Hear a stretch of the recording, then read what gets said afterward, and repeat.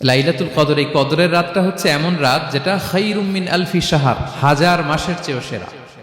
তো আমরা যেন এই কদরের রহমত বরকত থেকে যেন আমরা বঞ্চিত না হই।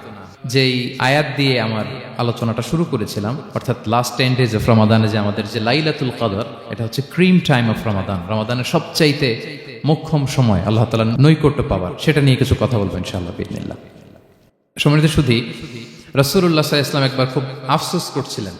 তিনি যখন শুনতে পেলেন যে বনি ইসরায়েলের অনেক অনেক লোক হাজার বছর হায়াত পেত, তারা শত শত বছর ইবাদত করত, শত শত বছর তারা জিহাদ করত, তখন তিনি আফসোস করে বললেন, হায় রে, আমার শেষ সময়ের উম্মতের কি হবে? কারণ তিনি বলেছেন যে আমারু উম্মতি মা বাইনা 60 ইলা 70, আমার উম্মতের গড় বয়স হচ্ছে 60 থেকে 70। ওয়া আকাল্লুহুম মান ইয়াজুজু যালিক, খুব অল্প সংখ্যক লোকই এর চেয়ে বেশি হায়াত পাবে। রাসূল সাল্লাল্লাহু আলাইহি ওয়াসাল্লাম যখন দেখলেন যে শত শত বছর হায়াত পেয়েছে বনি ইসরায়েলের লোকেরা, বনি ইসরায়েলের ওরা শত শত বছর জিহাদ করেছে, তো আমার উম্মত তো 60 বছরে তার হায়াতই শেষ, 60 থেকে 70-এর মধ্যে তার জীবনই শেষ, তা আমার গুনাহগার উম্মতের কি হবে? রাসূল সাল্লাল্লাহু আলাইহি ওয়াসাল্লাম খুব আফসোস করছেন। তো রাসূলুল্লাহ সাল্লাল্লাহু আলাইহি ওয়াসাল্লামের এই চিন্তা, এই উদ্বিগ্নতা দূর করার জন্য আল্লাহ তাআলা সূরাতুল কদর নাজিল করলেন এবং বললেন যে ইন্না আনসালনাহু ফি লাইলাতিল কদর ওয়া মা আদরাকা মা লাইলাতুল কদর লাইলাতুল কদরি খায়রুম মিন আলফি শাহর। লাইলাতুল কদর, এই কদরের রাতটা হচ্ছে এমন রাত যেটা খায়রুম মিন আলফি শাহর, হাজার মাসের চেয়েও সেরা। 1000 মাস লাগাতার ইবাদত করলে যে সওয়াব, কদরের রাতে ইবাদত করলে এর সমান সওয়াব হবে নাকি? সমান হবে না। আল্লাহ তাআলা বলেছেন খায়রুম মিন আলফি শাহর, না, এর চেয়েও শ্রেষ্ঠ, এর চাইতেও বেশি। হাজার মাসে, অর্থাৎ 1000 মাসে হয় 83 বছর 4 মাস। তো কদরের রাতে যদি আমরা ইবাদত করি তাহলে 83 বছর 4 মাস ইবাদত করলে যে সওয়াব, সে সওয়াব আল্লাহ তাআলা আমাদের আমলনামায় নসিব করবেন। তো আমরা যেন এই কদরের রহমত বরকত থেকে যেন আমরা বঞ্চিত না হই। তো রাসূল সাল্লাল্লাহু আলাইহি ওয়াসাল্লামকে সান্ত্বনা দেওয়ার জন্য যে হে নবী, আপনি চিন্তিত হবেন না, বনি ইসরায়েলের অনেক লোক হাজার বছর হায়াত পেয়েছে, শত শত বছর ইবাদত করেছে, জিহাদ করেছে, তারা হায়াত পেয়েছে বেশি কিন্তু তারা কদর পায়নি। আর আপনার উম্মতকে আমি হায়াত দিয়েছি কম, কিন্তু তাদেরকে কদর দিয়েছি। সুবহানাল্লাহ বিহামদি, লাইলাতুল কদর দিয়েছি, যে কদরের রাত হাজার মাসের চেয়েও সেরা। তো এই কদরের রাতকে আবার লাইলাতুল মুবারাকাও বলা হয়েছে। ইন্না আনসালনাহু ফি লাইলাতিন মুবারাকা, এটা বরকতময় রাত।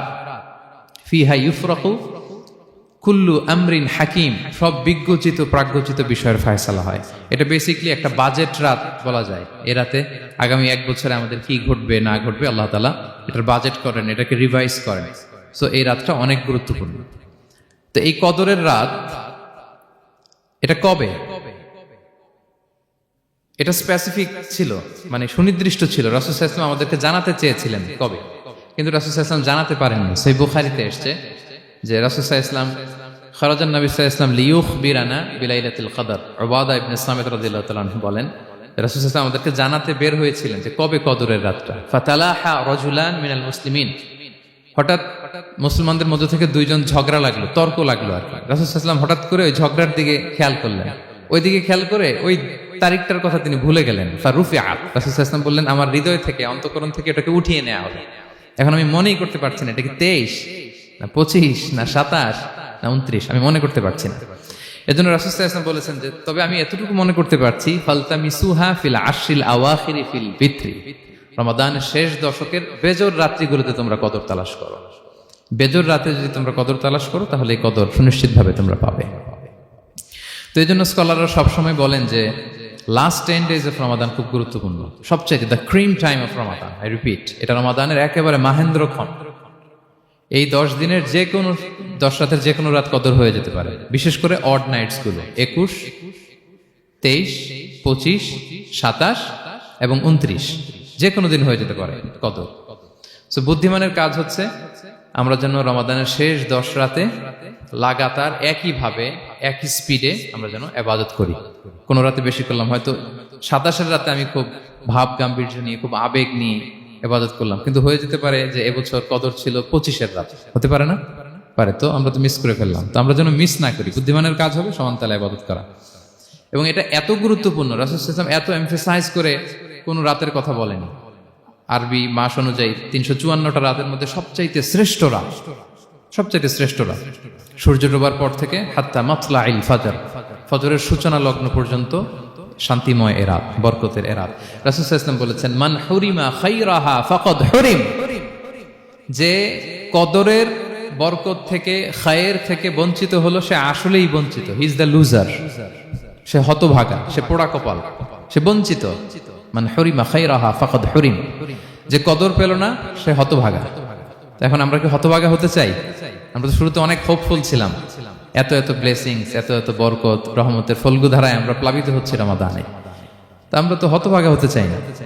তা আমরা যেন এই শেষ 10 দিন এক তালে আন্তরিকতার সাথে ঈমান ও ইহতিসাবা আমরা যেন ইবাদত করি, সম্মানিত ভাই এবং বোনেরা। তাহলে আমরা সৌভাগ্যশীলদের অন্তর্ভুক্ত হতে চাই, হতভাগা হতে চাই না। আমরা এবার একটু শুনবো যে রাসূলুল্লাহ সাল্লাল্লাহু আলাইহি ওয়াসাল্লাম কদরের রাতগুলোতে কি কি ইবাদত করতেন। আমি খুঁজে 5টা আমলের কথা পেয়েছি বিশেষভাবে, কমন যে আমলগুলো সেগুলো তো ছিলই, বিশেষভাবে 5টা কাজ রাসূল সাল্লাল্লাহু আলাইহি ওয়াসাল্লাম এই কদরের রাতে করতেন। 1 নম্বর কাজ হচ্ছে তিনি সারা রাত জেগে ইবাদত করতেন এবং পরিবারের লোকদেরকে ঘুমোতে দিতেন না, উঠিয়ে দিতেন। বছরের অন্য কোনো সময়ে সারা রাত জেগে ইবাদত করার কোনো নজির রাসূল সাল্লাল্লাহু আলাইহি ওয়াসাল্লামের জীবনে ছিল না। সব রাতে ঘুমাতেন। আমি জোহর বারুতে একটা কনভেনশনে the daily routine of prophet সাল্লাল্লাহু আলাইহি ওয়াসাল্লাম একটা আলোচনা করেছিলাম, যেখানে রাসূল সাল্লাল্লাহু আলাইহি ওয়াসাল্লামের দৈনন্দিন জীবনের রুটিন আলোচনা করেছিলাম। সেখানে আমরা বলেছি যে রাসূল সাল্লাল্লাহু আলাইহি ওয়াসাল্লামের দৈনন্দিন অভ্যাস ছিল তিনি এশার পরেই তাড়াতাড়ি ঘুমিয়ে পড়তেন আর মিড নাইটে উঠতেন। রাসূল সাল্লাল্লাহু আলাইহি ওয়াসাল্লামের কর্মদিবস শুরু হতো মিড নাইটে। আমাদের তো সকালে, কারো আরো অনেক পরে শুরু হয়। রাসূল সাল্লাল্লাহু আলাইহি ওয়াসাল্লামের কর্মদিবস শুরু হতো বেসিক্যালি মিড নাইটে। এশার পরে কথাবার্তা না বলে আগে ঘুমোতে যেতেন, মিড নাইটে উঠতেন, কিন্তু ঘুমাতেন। ঘুম ছাড়া রাত কাটাতেন না। সারা বছরের এটা ছিল যে এশার পর পরে ঘুমোতে যেতেন, except the last 10 days of Ramadan. রমাদানের শেষ 10 রাতে রাসূল সাল্লাল্লাহু আলাইহি ওয়াসাল্লাম ঘুমাতেন না। এই 10 দিনের ব্যাপারেই পাওয়া যায় সারা রাত জেগে তিনি ইবাদত করতেন। আম্মা জান আয়েশা রাদিয়াল্লাহু তাআলা আনহা বলেন, ইযা দাখালাল আশরু আহিয়াল লাইলা ওয়া আইকাযা আহলা ওয়া জাদ্দা ওয়া শাদ্দাল মিজার। রমাদানের শেষ দশক যখন আসতো, রাসূল সাল্লাল্লাহু আলাইহি ওয়াসাল্লাম সারা রাত জেগে ইবাদত করতেন। পরিবারের সদস্যদেরকে জাগিয়ে তুলতেন, স্ত্রীদের ঘুমাতে দিতেন না, জাগিয়ে তুলতেন। ফাতেমা রাদিয়াল্লাহু তাআলা আনহার ঘর পাশেই ছিল, তাদেরকে যে জাগাতেন এবং নিজে সারা রাত ইবাদত করতেনই। জাদ্দা ওয়া শাদ্দাল মিজার, খুবই বলিষ্ঠভাবে, খুব মজবুতভাবে কোমরে গামছা বেঁধে নামার একটা এক্সপ্রেশন এখানে দেওয়া হয়েছে। মিজার, ইজহার মানে হচ্ছে বাংলা করলে হয় লুঙ্গি। লুঙ্গি আমরা যখন খুব শক্ত কোনো কাজ করতে যাই তখন তারা কি করে, খুব টাইট করে লুঙ্গিটা বাঁধে। তার মানে বোঝানো হচ্ছে রাসূল সাল্লাল্লাহু আলাইহি ওয়াসাল্লাম কোমরে ভালো করে লুঙ্গি বেঁধে বা গামছা বেঁধে আটকাট বেঁধে নামতেন শেষ 10 দিনের জন্য। এই সময় তিনি মানে কাউকে কেমন যেন চিনতেন না, সবসময় ইবাদতে মগ্ন থাকতেন। এটা আমরা করতে পারি যে শেষ 10 দিনে, আর যেহেতু 3 দিন বাকি, আমরা একটা স্পেশাল প্ল্যান করতে পারি যে আমরা আমাদের সর্বোচ্চটুকু উজাড় করে দিয়ে লাস্ট 10 days অফ রমাদানের এই বরকত আমরা হাসিল করব, এটা যেন আমাদের মিস না হয়। তাহলে এটা আমরা একটা পেলাম। 2 নাম্বার হচ্ছে ইতিকাফ করা।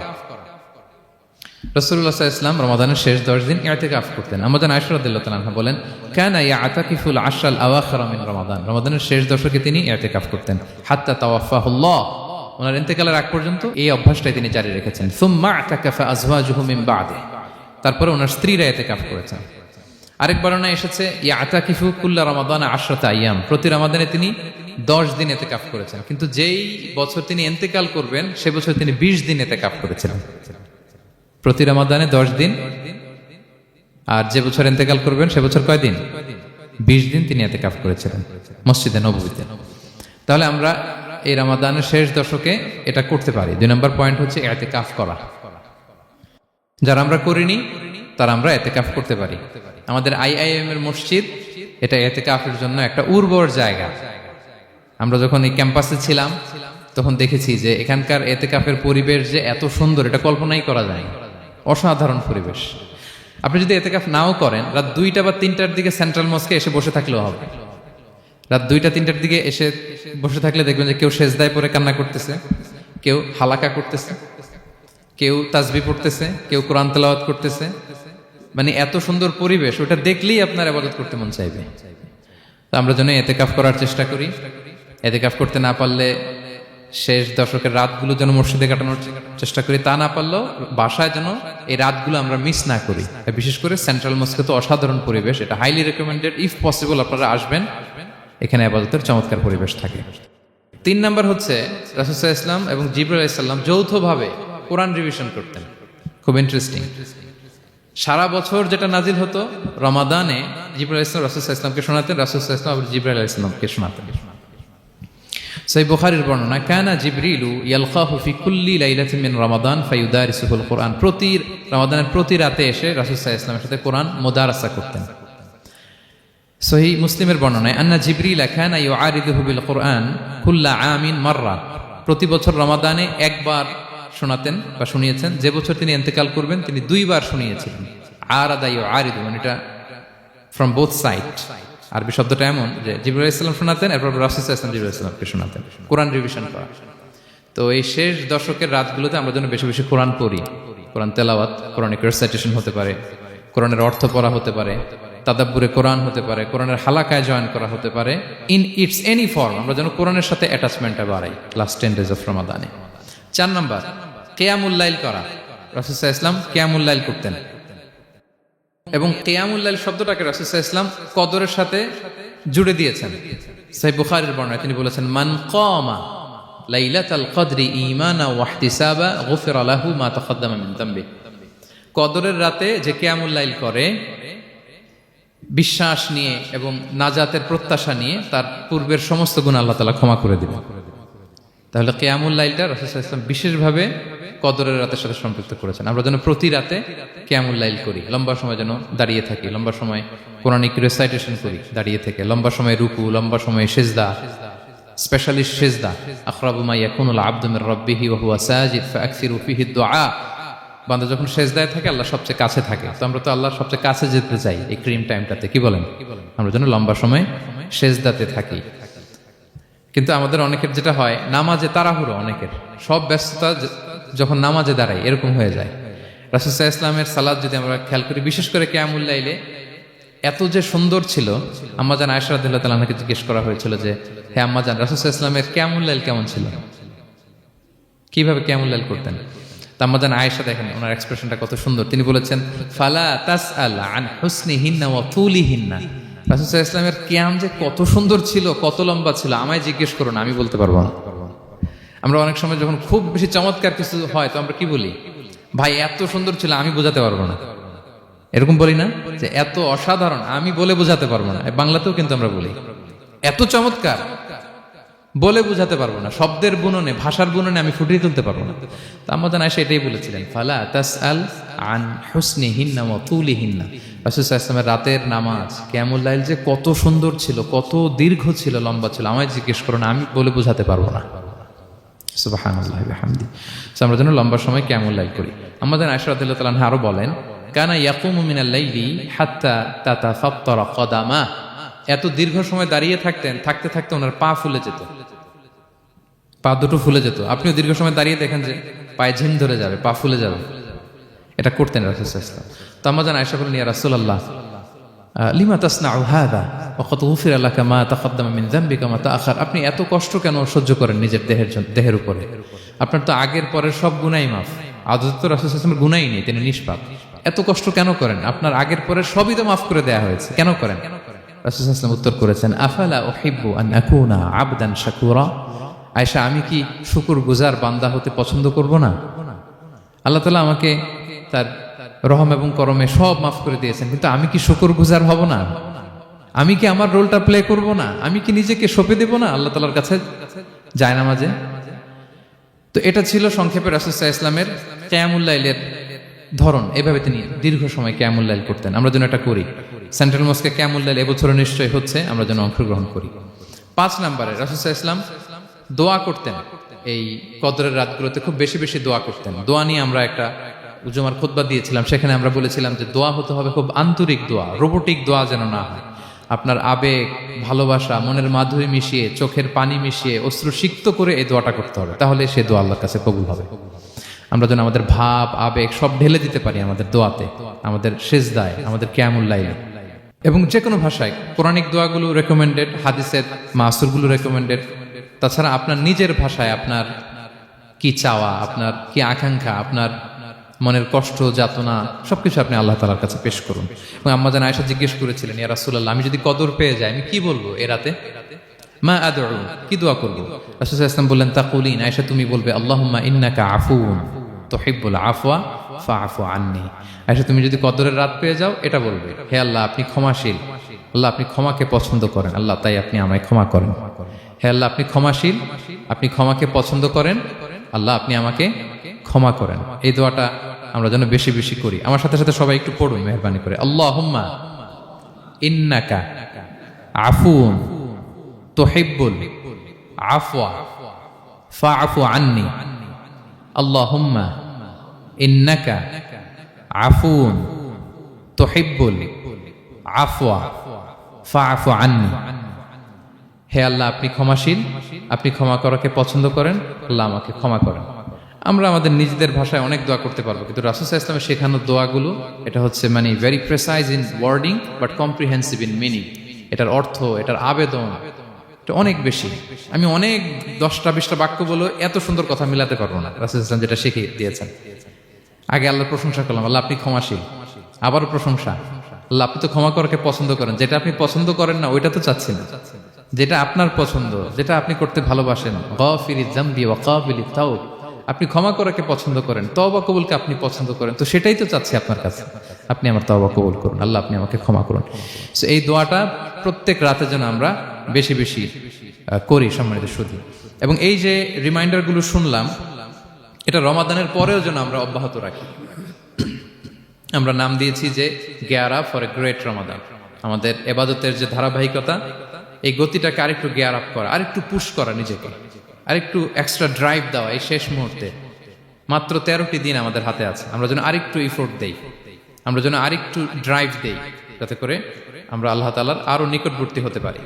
এবং এই রমাদানে আমরা যা শিখলাম, যেটা করলাম, এটার ইম্প্যাক্ট যেন রমাদানের পরেও আমাদের মধ্যে থাকে।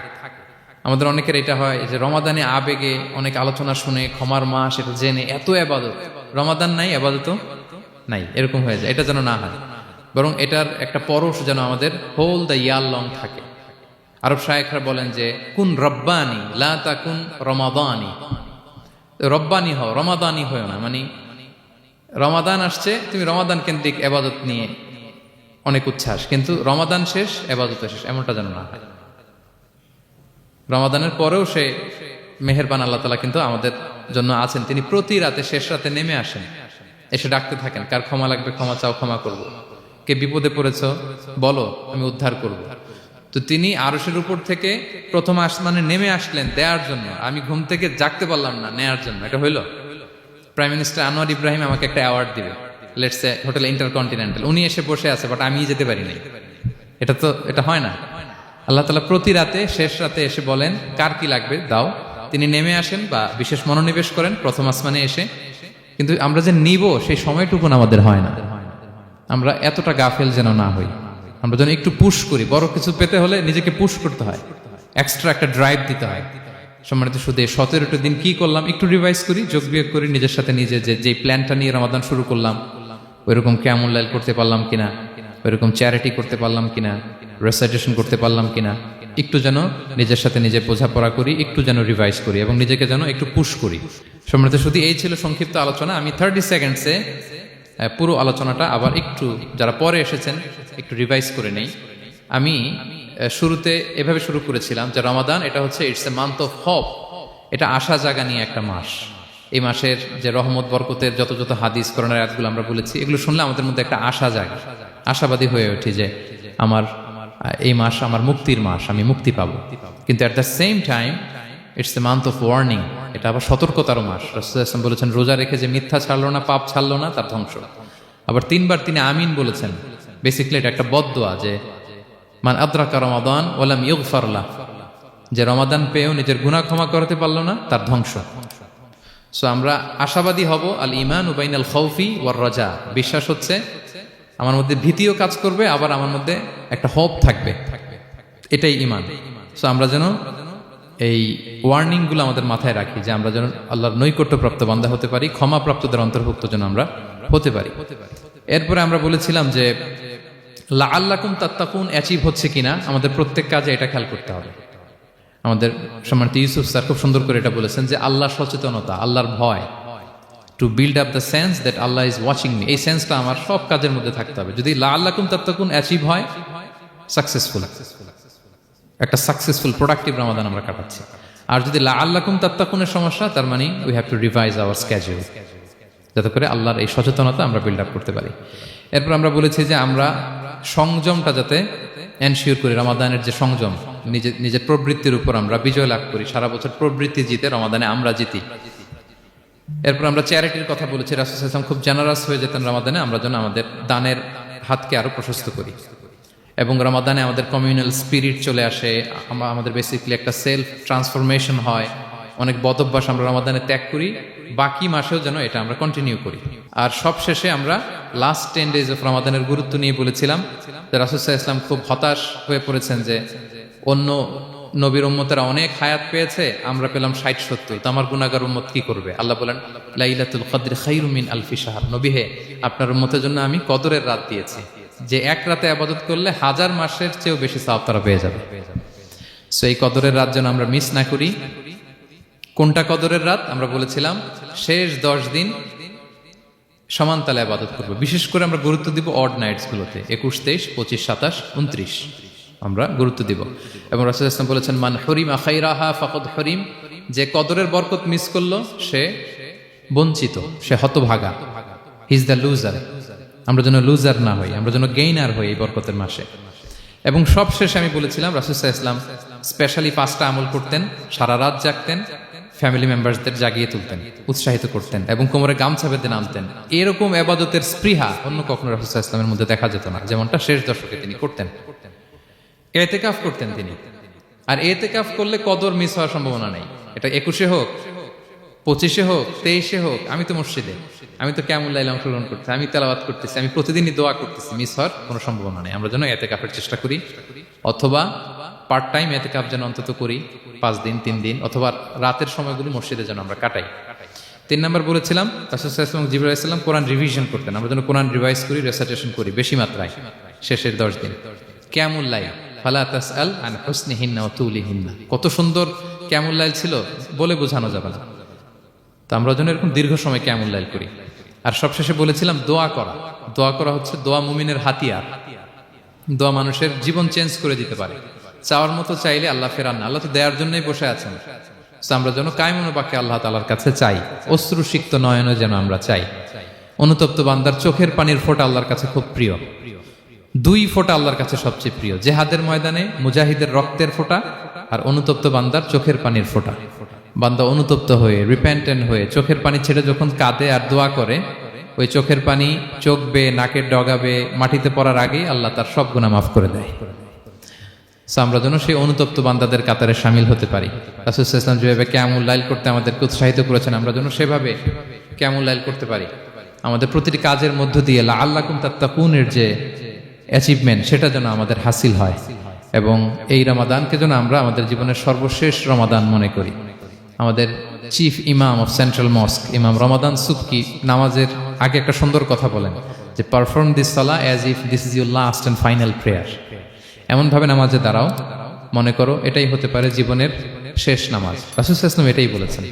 সো আমরা বিগত বছরগুলোতে আমাদের অনেক প্রিয়জনদের হারিয়েছি এই কোভিডের কারণে।